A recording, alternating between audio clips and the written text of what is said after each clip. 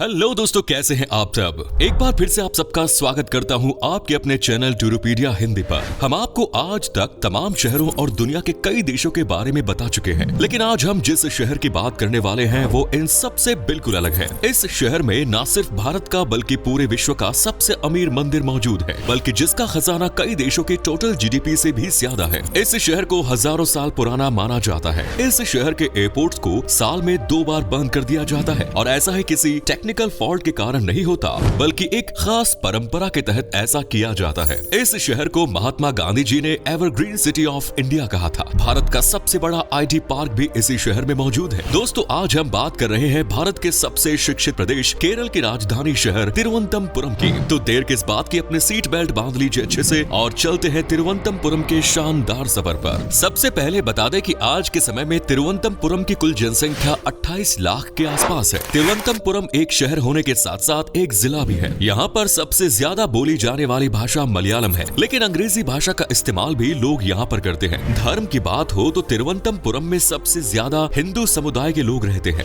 शहर की 68% आबादी हिंदू है, तो वहीं ईसाई यहाँ का दूसरा सबसे बड़ा धर्म, जिसको मानने वालों की संख्या 16% है। 13% मुसलमानों के साथ इस्लाम धर्म तिरुवनंतपुरम का तीसरा सबसे बड़ा धर्म माना जाता है। ये शहर अपनी प्राकृतिक सुंदरता और ऐतिहासिक मंदिरों के कारण हर साल लाखों देश विदेश के पर्यटकों को आकर्षित करता है। यहाँ के बैकवाटर्स और खूबसूरत समुद्री तट हर किसी को मंत्र मुग्ध कर देते हैं। साल भर में कई त्योहार तिरुवनंतपुरम में सेलिब्रेट किए जाते हैं। यहाँ के लोगों का स्वभाव भी बहुत अच्छा माना जाता है। आपको बता दें कि तिरुवनंतपुरम को देवताओं की नगरी भी कहा जाता है, और तिरुवनंतपुरम का मतलब होता है भगवान अनंत का शहर, और इसे भगवान विष्णु के 108 स्थानों में से एक माना जाता है। तिरुवनंतपुरम का पुराना नाम त्रिवेंद्रम हुआ करता था, जिसे साल 1991 में बदलकर तिरुवनंतपुरम कर दिया गया। इस स्थान पर प्राचीन समय में चेरा साम्राज्य ने शासन किया है। उसके बाद 12वीं शताब्दी में वेनाड साम्राज्य ने यहाँ पर अपना राज्य स्थापित किया। वहीं 18वीं शताब्दी में राजा मार्तंड वर्मा ने तिरुवनंतपुरम को त्रावणकोर की राजधानी बनाया, लेकिन साल 1956 में केरल के बनने के बाद से लेकर आज तक इसे केरल राज्य की कैपिटल सिटी होने का दर्जा प्राप्त है। दोस्तों, इस शहर में आज भी ज्यादातर इमारतें 16वीं सदी की बनी हुई नजर आती है। द्रविड़ वास्तुकला के कई शानदार उदाहरण यहाँ मौजूद हैं। प्राचीन समय में तिरुवनंतपुरम में मसालों का कारोबार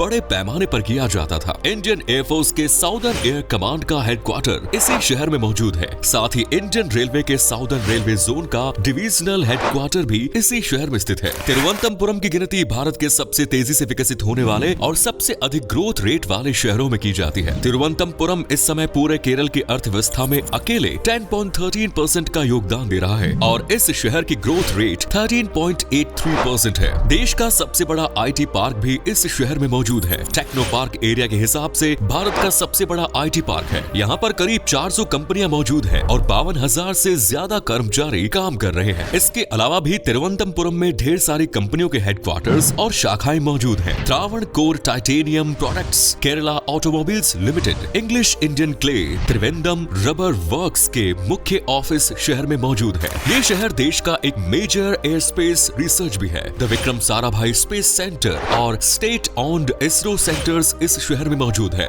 साथ ही तिरुवनंतपुरम की जीडीपी में मलयालम फिल्म इंडस्ट्री का भी अहम योगदान है। मलयालम फिल्म इंडस्ट्री का प्रमुख केंद्र तिरुवनंतपुरम में ही स्थित है। आपको बता दें कि विगाथा कुमारन पहली मलयालम फिल्म है जिसका निर्देशन जेसी डैनियल द्वारा किया गया। ये तो हम जानते ही हैं कि केरल का लिटरेसी रेट देश में सबसे ज्यादा है।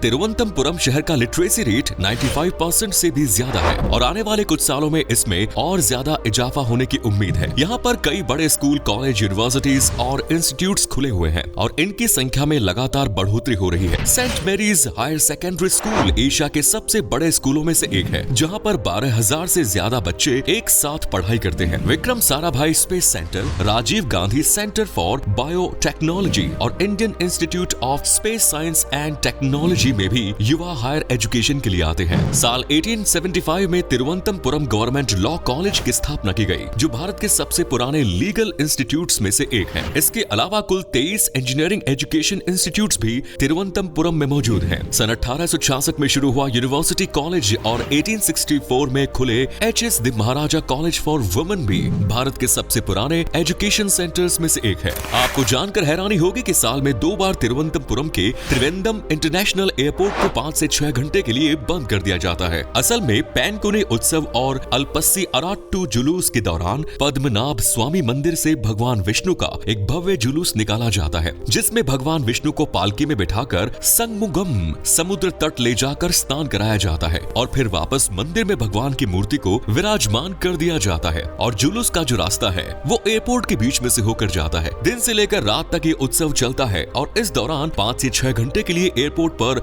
आवाजाही बंद कर दी जाती है। सभी नेशनल और इंटरनेशनल फ्लाइट को रिशेड्यूल किया जाता है या रद्द कर दिया जाता है। साल 1932 में तिरुवनंतपुरम में एयरपोर्ट बनाया जा रहा था। उस समय लोगों ने कहा कि अगर इस स्थान पर मंदिर बना तो भगवान के जुलूस में बाधा आ सकती है और जुलूस का मार्ग बदला नहीं जा सकता। इसके बाद एयरपोर्ट अथॉरिटी ने कहा था कि जुलूस के दौरान एयरपोर्ट बंद का रनवे बंद कर दिया जाएगा। इसके अलावा भी तिरुवनंतपुरम में कई उत्सव और फेस्टिवल्स का आयोजन साल भर के दौरान किया जाता है। अट्टुकल पोंगाल एक सालाना त्योहार है जिसमें 40 लाख से ज्यादा महिलाएं भाग लेती है। इतनी ज्यादा संख्या में महिलाओं के भाग लेने के कारण Guinness book of world records में भी इस फेस्टिवल को शामिल किया जा चुका है। सूर्या फेस्टिवल सबसे लंबे समय तक चलने वाले कल्चरल फेस्टिवल्स में से एक है जो 75 दिनों तक चलता है। ये एशिया का सबसे बड़ा म्यूजिक और डांस फेस्टिवल माना जाता है। इनके अलावा बीमापल्ली उरूस, कोवलम साहित्य महोत्सव, ओणम जैसे फेस्टिवल्स का आयोजन भी यहाँ धूमधाम से किया जाता है। ये तो जाहिर सी बात है कि अगर किसी जगह घूमने जाते हैं तो वहाँ के बाजारों की रौनक देखना और खरीदारी करना बिल्कुल मिस नहीं करते और उस जगह से अपने लिए, अपने दोस्तों और रिश्तेदारों के लिए भी सामान जरूर खरीदते हैं। तिरुवनंतपुरम में शॉपिंग के लिए आप चलई बाजार जा सकते हैं, जो इस शहर के ही नहीं बल्कि पूरे केरल की सबसे व्यस्त मार्केट मानी जाती है। यहाँ पर आप मसालों से लेकर ज्वेलरी और खाने पीने के सामान तक हर चीज की खरीदारी कर सकते हैं। अटुक्कुल शॉपिंग कॉम्प्लेक्स और मॉल ऑफ त्रावणकोर में भी आप शॉपिंग के लिए जा सकते हैं। तिरुवनंतपुरम अपने खाने के लिए भी जाना जाता है। यहाँ पर आप इडली, डोसा, सांभर, वड़ा जैसे साउथ इंडियन फूड का लुत्फ उठा सकते हैं। इसके अलावा पुट्टू, अप्पम, प्रॉन करी, मीन मोली का स्वाद भी आपको तिरुवनंतपुरम में मिल जाएगा। यकीनन यहाँ का जायका